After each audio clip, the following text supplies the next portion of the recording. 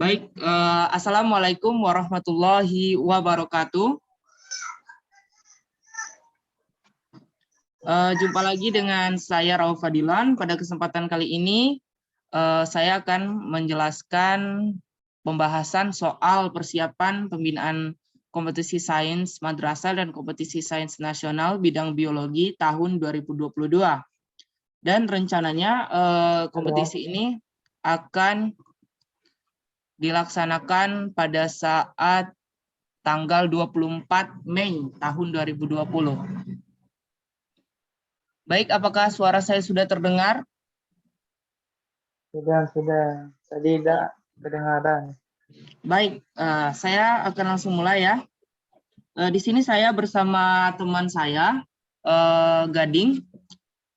Beliau merupakan siswa dari Madrasah Alia Negeri 2 Kota Bengkulu yang nantinya akan mempersiapkan sebagai persiapan menyiapkan diri untuk kompetisi sains nasional tahun 2022 ini.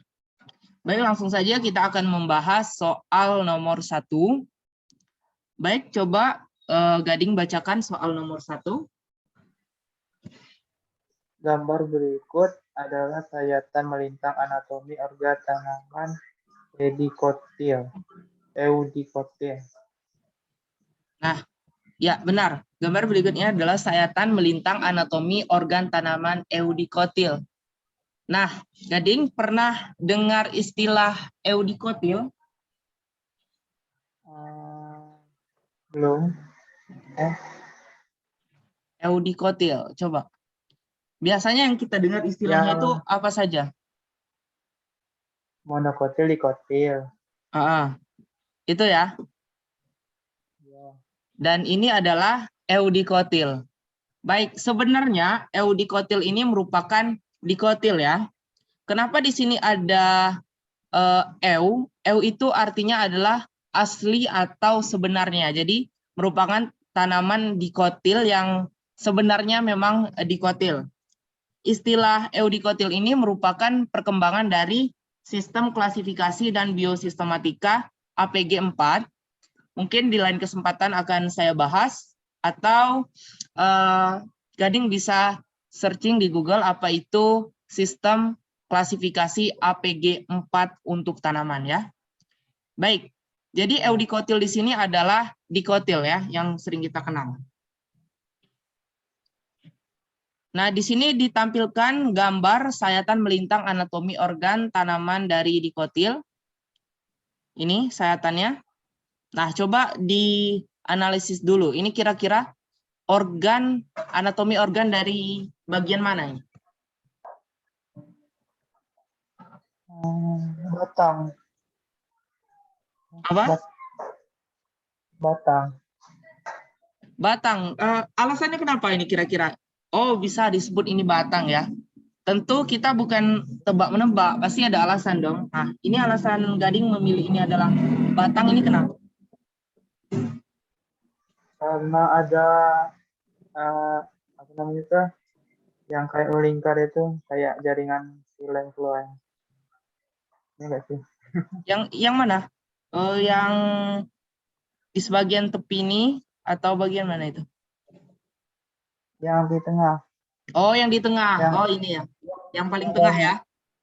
Oke, coba kakak mau tanya dulu. Coba dari pinggir ke tengah. Ini kira-kira jaringan apa saja yang ada di gambar ini?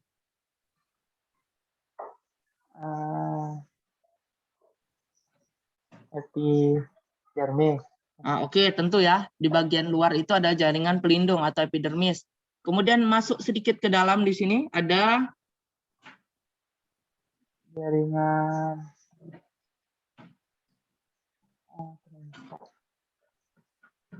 epidermis, korteks. Korteks baru di sini ada vaskular ya. Untuk vaskular itu berarti ada silem dan floem, dan di tengah-tengahnya di sini ada apa ini? Setelah vaskular di tengah-tengahnya ada empelur ya. Oke, empelur. Oke. Nah, untuk soalnya, tentukan pernyataan berikut benar atau salah. Gambar di atas merupakan organ batang dan terdapat adanya empelur. Benar atau salah? Benar. Benar. Oke, sudah dibahas tadi ya, sekilas ya. Tentukan pernyataan berikut. Gambar di atas merupakan organ batang, terdapat adanya empelur. Apa benar ada empelur di sini? Ada. Oke, yang bagian di tengah paling tengah ya, setelah stele atau vaskular di sini ada empelur. Oke, coba lihat jawabannya. Jawaban benar ya. Empelur merupakan bagian tengah batang, terdiri dari jaringan parenkim pada monokotil. Pada monokotil, korteks dan empelur tidak dapat dibedakan, sehingga disebut jaringan dasar. Itu pakai aplikasi apa, nih? Langsung dari sini. Lupa tadi. Apa ya, Kak? Oh, pakai ini, dak. Oh, oke. Kakak sih yang agak Aduh, gaptek. itu. Oke, iya. Oke, Kira ini tadi ya. cuma aku doang. Muncul Ya, ini. Oke, muncul. kakak yang gaptek ya. Oke, ini ya. Oke, di sini ada epidermis, kemudian di sini ada ini silem ini floem, Belum, dan ini belum. silem. Silem. Kenapa ini silem? Karena ukurannya coba lihat, ini lebih besar ya. Karena dia berfungsi Ya, untuk mentransport air, jadi ini ukurannya lebih besar. Kalau floem ini lebih kecil lubang-lubangnya, itu karena dia berfungsi untuk mentransportasi gula ya. Oke. Baik, ini ya.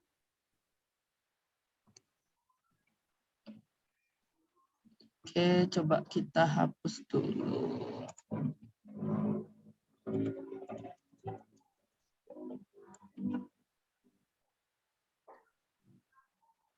Oke, sudah ya. Oke, coba kita lihat soal nomor 2.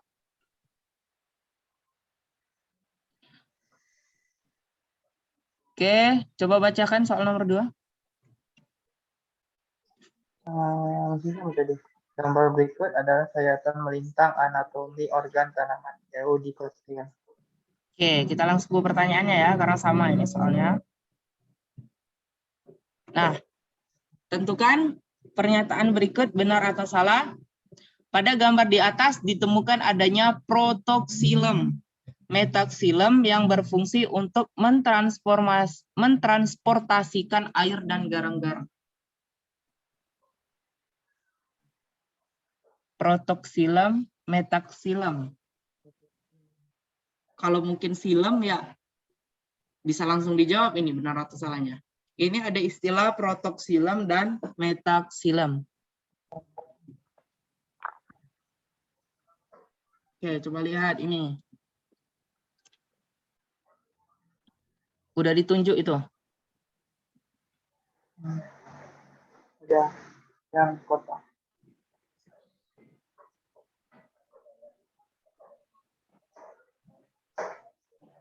Bagaimana soal yang ini, Ding? Jawabannya tadi salah. Salah? Karena tadi kan silem. Yakin salah? Taksil. Iya sih, salah. Oke, coba ya kita lihat ya. Pada gambar di atas ditemukan adanya protoxilem, metaxilem yang berfungsi untuk mentransportasikan air dan garam-garam. Oke, jawabannya Benar. adalah benar ya. Kenapa benar? Karena pada gambar di atas terdapat adanya protoxilem dan metaxilem yang merupakan tahapan perkembangan dari xilem. Oke, coba kakak tunjuk ya.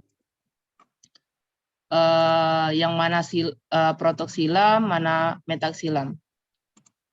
Oke. Kita pakai apa ya? Ini ya. Untuk protoxilem itu yang bagian tepi nih, yang masih kecil ini. Bisa dilihat? Bisa.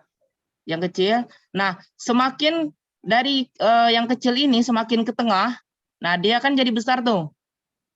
Nah, ini ukurannya Ya. lebih besar kan? Ya. Nah, atau yang lebih mudah yang ini aja deh. Ini yang kecil, kemudian yang ini yang berukuran lebih besar. Nah, satu buah yang bulat ini nih, ini disebut dengan silem. Film. Nah, sedangkan unsur-unsur di dalamnya itu ada protoksilem dan metasilem. Film. Kalau protoksilem dia ukurannya lebih kecil dan nantinya akan membesar atau membentuk metasilem. Jadi si metasilem ini tadi merupakan protoksilem yang sudah dewasa. Oke, kira-kira begitu ya maksud dari protoksilem dan metasilem. Dan si ini karena merupakan komponen penyusun dari silem ya, tentu fungsi silem sendiri yang dia gunakan, yaitu untuk mentransportasikan unsur-unsur mineral atau garam-garam dan air. Itulah kenapa jawabannya ini adalah benar ya.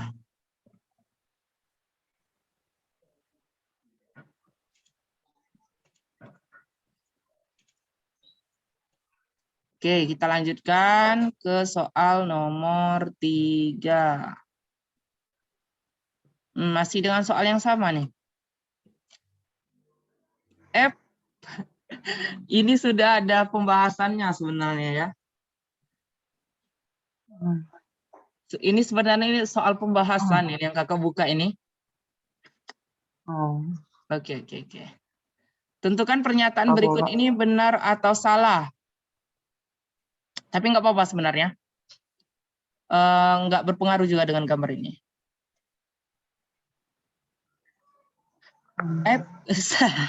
Udah kelihatan jawabannya? Kelihatan. Aduh, nggak apa-apa ya untuk soal ini. Tipe berkas pembuluh pada gambar di atas adalah berkas pembuluh tertutup karena masih terdapat sisa prokambium yang belum habis berdiferensiasi dan membentuk kambium pembuluh. Apakah benar atau salah ini? Salah. Oke, coba kakak akan stop share dulu dan ganti soalnya yang bukan pembahasan.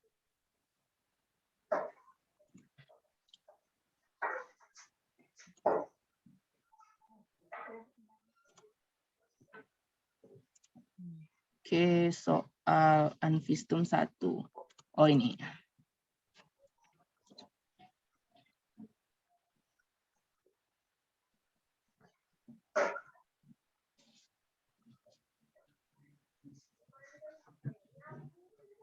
Oke, soalnya ini. Soal nomor... Oke, kita bahas dulu ya yang tadi. Nah, ini soalnya. Tipe berkas pembuluh pada gambar di atas adalah berkas pembuluh tertutup karena masih terdapat sisa prokambium yang belum habis berdiferensiasi. Tadi jawabannya adalah salah ya. Kenapa salah? Itu karena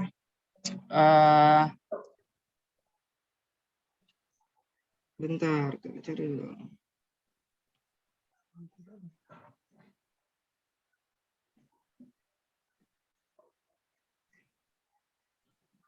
Oke, nomor 4 ini kenapa salah? Karena apabila pada pembentukan berkas pembuluh, seluruh kambium habis berdiferensiasi, maka berkas pembuluh demikian disebut dengan berkas pembuluh tertutup. Apabila masih terdapat sisa-sisa prokambium yang berdiferensiasi dan menjadi kambium pembuluh, maka diperoleh berkas pembuluh terbuka. Nah, kenapa salah? Coba Gading, kenapa salah ini? Kakak ulangi ya alasannya ya. Apabila pada pembentukan berkas pembuluh, seluruh kambium habis berdiferensiasi, maka berkas pembuluh demikian disebut dengan berkas pembuluh tertutup. Namun, apabila masih terdapat sisa-sisa prokambium yang berdiferensiasi dan menjadi kambium pembuluh, maka diperoleh berkas pembuluh terbuka. Oke, silakan. Kenapa? Itu jawabannya salah. Salah. Salah. Karena ini tadi di pernyataannya ini kan bekas kambiumnya itu kan dikatakan bekas pembuluh tertutup. Tapi Nah, alasan ini salah karena sisa prokambium yang belum habis terdiferensiasi dan membentuk kambium pembuluh itu tuh seharusnya adalah berkas pembuluh terbuka, bukan tertutup. oh, benar ya. Kalau dari pernyataan, kalau dari gambar nih, apa yang bisa membuktikan bahwa ini berkas pembuluh terbuka? Hmm,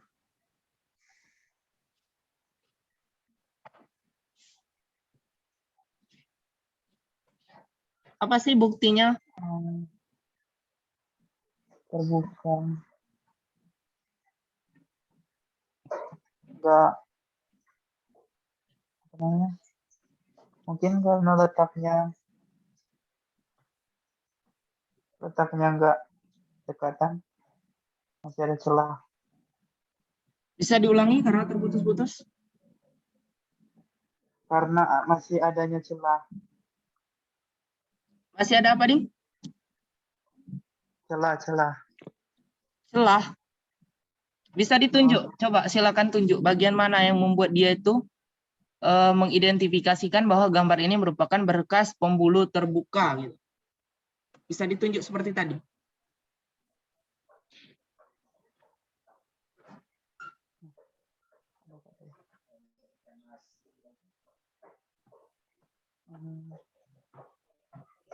yang ini bisa. Nah, ini, yang ini Itu disebut dengan bagian apa? apa saja? Pak,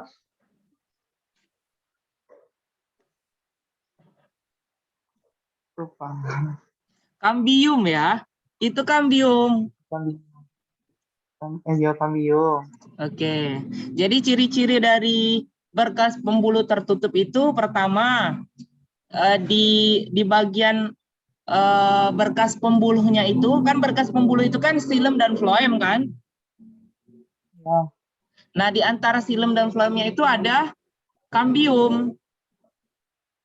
Oke, itu merupakan ciri-ciri dari berkas pembuluh terbuka. Masih adanya sisa kambium di sini. Juga kambium itu kan merupakan ciri-ciri dari tanaman dikotil karena dia bisa mengalami pertumbuhan sekunder. Nah, itu ya penjelasannya. Itu yang membedakan antara berkas pembuluh tertutup dan pembuluh terbuka. Kalau berkas pembuluh tertutup, dia sisa-sisa prokambium ini tidak lagi ada. Jadi xilem dan floemnya tidak dibatasi dengan kambium. Sedangkan kalau berkas pembuluh tertutup itu terbuka, itu di bagian ini xilem dan floem ini dibatasi oleh kambium. Itu ya. Oke, kita lanjut ke soal nomor 4. Ini soal nomor 4. Masih dengan gambar yang sama. Tentukan pernyataan berikut benar atau salah. Tipe berkas pembuluh bikolateral adalah floem terletak di sebelah dalam xilem, ditemukan pada gambar di atas. Coba pahami lagi pernyataannya. Itu berkas pembuluh bikolateral adalah floem terletak di sebelah dalam. Salah. Coba lihat benar-benar. Di mana floem, di mana silam posisinya? Silam di dalam, Silam di dalam. floem di luar. Floem di luar. Mm. Ditemukan pada gambar di atas. Itu berkas pembuluh di kolateral.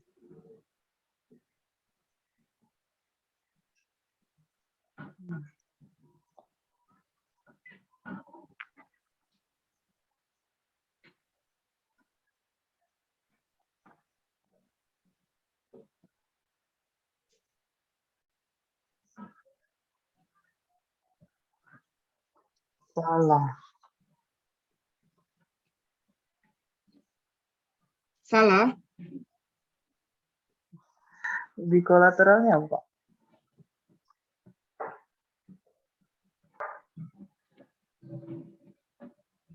Floem terletak di sebelah dalam silem.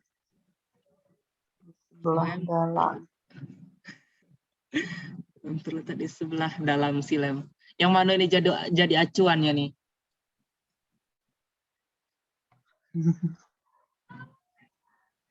Kalau dari gambar aja, kan di sini luar, Hmm, ini luar. ya. Tapi kalau ini silem, ini floem, berarti floem ini ada di sebelah luar dari silem. Benar. Oke, benar ya logikanya ya. Ya. Ditemukan pada gambar di atas. Salah. Hah? Benar. Kalau ditemukan pada gambar di atas, benar. Sebelah dalam, floem. Floem di sebelah dalam silem. Salah tadi berarti. Oke, jadi Tadi pernyataan kan ini benar atau salah? salah. Oke, benar ya. Benar, benar, benar. Begitu Benar. ya logika membacanya ya. Oke, kita lanjut ke soal nomor 5. Beda lagi.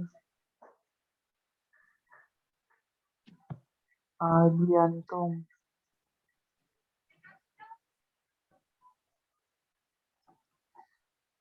Adiantum.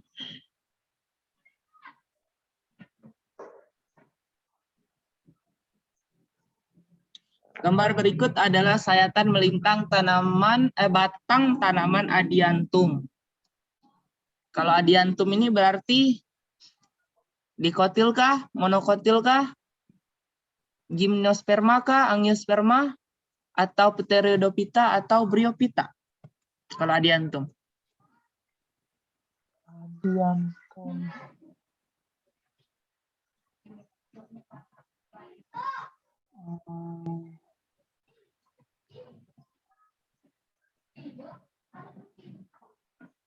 Tumbuhan tetred Paku ya, paku-pakuan tuh. paku-pakuan ya. Adiantum ini Ya. merupakan tanaman suplir. Bahasa kita tuh suplir. Tahu suplir? Suplir. Tidak pernah dengar. Lupa tadi. Suplir yang apa tuh? Yang sering jadi tanaman hias. Ya, tahu. Oke, itu batangnya itu agak keras. Ya, bukan batang. Tangkai daunnya itu agak keras ya. Kalau batangnya itu terletak di dalam tanah. Nah, di sini ada pernyataan. Stele pada tanaman di atas adalah tipe stele siponostele. Merupakan karakter yang lebih maju dibandingkan dengan prostele.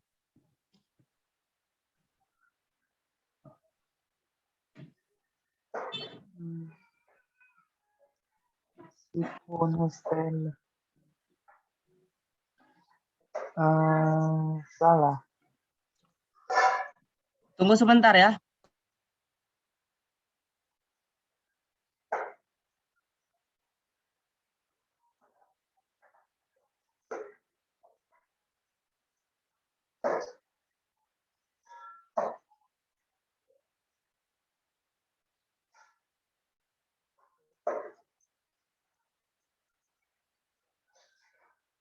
Oke, kita lanjut ya.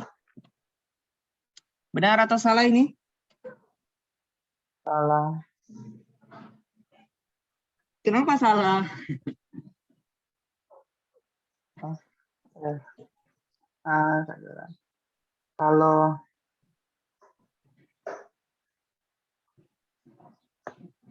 prostele itu sebelum menjadi stele kan,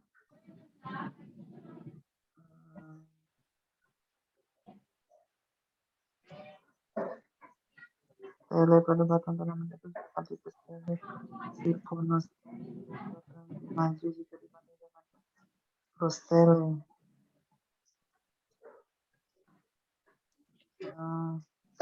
Karena mungkin yang siphonus stele ini itu di belakangnya prostele, bukan di depan.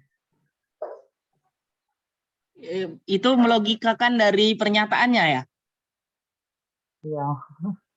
Tetapi itulah kalau di itu kita harus bisa menganalisis gambar ya. Selain kita melogikakan pernyataan, kita juga harus analisis gambar. Itulah kenapa dia disajikan gambar. Ya. Nah, di sini bentuknya ada seperti mulut ya. Iya. Oke. Coba lihat siphonostele. Pernah dengar kata siphon? Siphon? Belum. Oh, belum ya. Belum. Jadi siphon itu kayak gini ya. Misalnya kita punya akuarium tuh. Ya. Nah, si akuarium ini bagian dasarnya kotor. Ya. Kita pakai selang, kita hisap air yang ada di dalam akuarium, itu gunakan selang. Nah, kan airnya nanti kan ngalir tuh keluar. Iya. Nah, otomatis yang kotoran-kotoran yang di bawah dasar akuarium itu nanti akan terhisap kan? Ya. Nah, itu disebut dengan siphon. Ya. Oke? Itu disebut dengan siphon. Kalau bahasa kitanya itu apa ya? Ya disedot, bersihin akuarium gitu. Nah, sama seperti gambar ini. Gambar ini merupakan, coba lihat, itu seperti seakan-akan menghisap kan? Ada mulut yang menghisap yang bulat-bulat di tengah-tengah ini. Nanti coba saya kasih. Nah, seakan-akan ini bagian yang menghisap ini kan? Nah, bagian ini menghisap yang di tengah-tengah ini. Oke? Ini disebut dengan tipe stele siphonostele. Sampai di sini berarti benar kan? Benar. Koma, merupakan karakter yang lebih maju dibandingkan dengan prostele. Apakah kalimat ini benar? Salah. Prokaryotik itu berarti tanaman atau tumbuhan yang merupakan organisme seluler yang pertama. Setiap ada kata pro berarti dia ini merupakan awal, yang paling awal ya. Sebelum awal. Jadi si prostele ini merupakan yang paling nenek moyang yang paling pertama gitu. Yang nantinya akan mengembangkan anatomi atau bentuk-bentuk baru. Salah satunya ini adalah prostele. Nah, si prostele ini kan klasifikasi tanaman itu kan mulai dari lumut, kemudian paku, gimnosperma, baru monokotil, kemudian dikotil kan? Ya. Nah, yang dikotil itu berarti paling tinggi. Nah, si adiantum ini tipenya adalah si ponostele.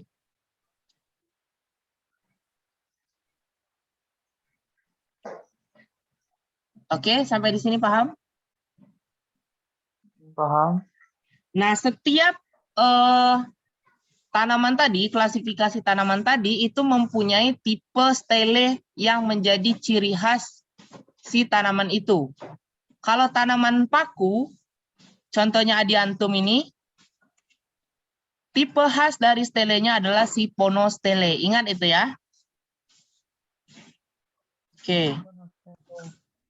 Yaitu merupakan karakter yang lebih maju. Kalau prostele itu biasanya ditemukan di paku purba, jenis paku-paku purba. Sedangkan adiantum ini merupakan paku sejati ya. Oke. Kalau lumut apakah punya stele?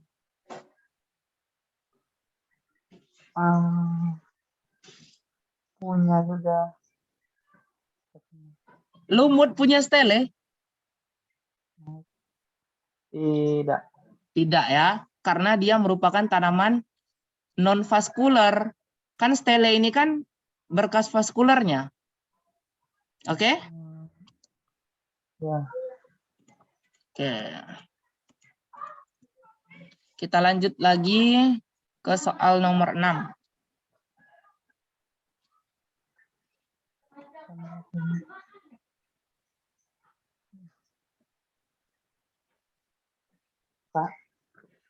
Kak. Ya. Kalau jam 5 izin ya. Ya, tidak apa-apa. Soalnya nak ngajar juga. Tidak apa? Ngajar juga Ngajar di mana tuh? di tempat sana. Untuk apa tuh? Ngajar les biasa aja. Oh. SD. Oke. SMP. Daerah mana itu, Ding? Di depan rumah sakit. Oke. Tidak apa-apa ya. Mungkin sampai soal nomor 5 aja dulu ya. Untuk besok-besok kita lanjutkan dari soal nomor 6 sampai nomor 10 ya. Oke, Pak. Baik, sampai di sini kakak akhiri. Semoga pembelajaran kita hari ini bermanfaat. Harapan kedepannya mudah-mudahan teman-teman yang lain itu teman-teman yang lain yang sudah lolos seleksi tingkat sekolah ini bisa hadir ya. Terima kasih kakak akhiri. Wassalamualaikum warahmatullahi wabarakatuh. Waalaikumsalam warahmatullahi wabarakatuh.